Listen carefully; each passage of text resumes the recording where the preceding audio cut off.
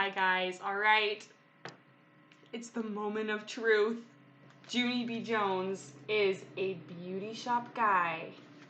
Chapter 9, aka the last chapter of this book.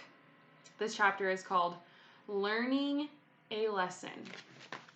And normally what I do is I read through the chapter before I record it, just so I kind of know what's going to happen and I can read with better expression. But I really wanted this to be a special one, and I wanted to be surprised with you guys when I read what happens. So I purposefully did not read chapter 9 because I want to be really surprised like you guys. So chapter 9 is called Learning a Lesson. Last time we read, Junie B had just cut all of her hair and it was horrible. Little sprigs everywhere. And she went to school wearing 3 hats. She told her Grandpa Miller that it was Crazy Hat Day. And when she got to school, Meanie Jim called her a Goonie bird. And he pulled her first hat off. And then Mrs. came and yelled at all of them. And she saw Junie B. Jones's hair. So the cat is out of the bag. And now Mrs. knows about the sprigs. We're going to see what happens. Finally, Mrs. put my devil horn hat back on my head. Here, she said, this will be the only hat you'll need to wear today, I promise. After that, we went back into room 9, and Mrs. told a teensy, beansy fib. Boys and girls, may I have your attention, please? Junie B is starting to get the sniffles, and so I'm going to let her wear her hat in class. She looked at that meanie Jim. All day, Jim. She's going to wear it all day, and no one is going to touch it, she said. Not anyone. I jumped out of my seat. Yeah, Jim, you can't even touch it with your baby little pinky finger. Right, Mrs.? Right, said Mrs. Not even at recess. Right, Mrs.? Right? Mrs. sucked in her cheeks. Yes, Junie B. Right. And not when I'm getting a drink at the water fountain, and not when I'm bending down to tie my shoe, and not when I'm walking to the pencil sharpener, and not when I'm just plain sitting in my chair, and not when I'm working in my workbook, and not when I'm practicing my alphabet, and not when... Okay, we get the picture, said Mrs. I smoothed my dress. Alrighty then, I said real nice. After that, I sat in my chair, and I worked in my workbook, and I played at recess, and I went to the water fountain, and no one touched my hat. After school, Daddy came to room 9 to get me. I was surprised to see that guy. Daddy, I didn't even know you were coming to get me today, and so this day turned out to be better than I thought. Daddy stared at my hat. All of a sudden, my stomach did not feel good about this situation. He reached out, and he took it off my head. Then he quick closed his eyes.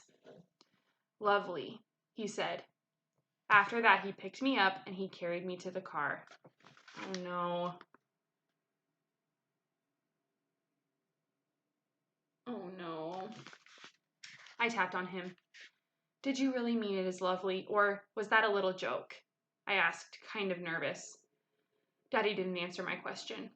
Instead, he buckled me in my seatbelt and we started to drive home. We drove and drove for a real long time. Finally, we pulled into a parking lot. I looked out the window. Daddy! Hey, Daddy! It's the beauty shop with Maxine! I said. Daddy took me right inside. And guess what? Maxine was waiting for me. She did a smile. Looks like someone gave herself a little trim, she said. I felt shy of her. I didn't turn out even Steven, I said, kind of soft. Maxine ruffled my hair. Then she put me in her giant spinny chair and she sprayed my hair with water. After that, she snipped and snipped. Finally, she put gel on my hair and she blowed me dry. I looked at myself in the big mirror. What's going to happen? Is it going to look good? Hey! What do you know? No more sprigs! I said, real delighted. How did you do that, Maxine? How did you do that? Maxine winked at Daddy. Years of practice, she said. Daddy leaned close to my face. Years and years and years, he said. After that, he lifted me down from the chair and he gave Maxine lots more dollars, and me and him drove home again. There's Junie B. Look how short it is. Oh, it looks good though. I don't know if you can tell, but it looks really good. And there's Maxine. She looks kind of delighted, huh? So Daddy's driving her home. After we got to my house, Daddy came into my room with me. He took my extra scissors off my desk and he put them in his pocket. Sorry, Daddy. Sorry I cut my own hair, I said. Oh, he did a sigh. I know you're sorry, Junie B, he said. I just hoped you learned a lesson from all this. I did, Daddy. I did learn a lesson. I mean it. I mean it. I mean it. Daddy kissed my head. Because that guy I'm going to cry. Because that guy still loves me, that's why. After he left my room, I looked at my hair some more. It was the cutest hair I ever even saw. Just then, my whole face lighted up. Hey, I'm the one who got this haircut started, and so maybe I can be a beauty shop guy after all, I said, real thrilled. I tapped on my chin. Yeah, only what happens when I grow up and I have to practice some more? What will I use to cut with? I looked at my desk, very curious. Then I tippy-toed over there real quiet, and I opened my bottom desk drawer. I searched my hands all around that thing. Then, all of a sudden, I smiled, kind of sneaky. Because guess what? More extra scissors. Bum, bum, bum! Oh no! What a good ending to that story. I'm so glad Junie B. Jones got her haircut figured out. I loved this book so much, you guys. If you have really liked reading Junie B., you should tell your mom and your dad to order you some maybe, or maybe they can take you to the library when everything's opened up again, and you can find Junie B. Jones books there.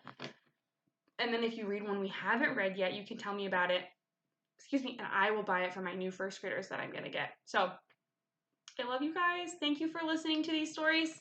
Have a great summer.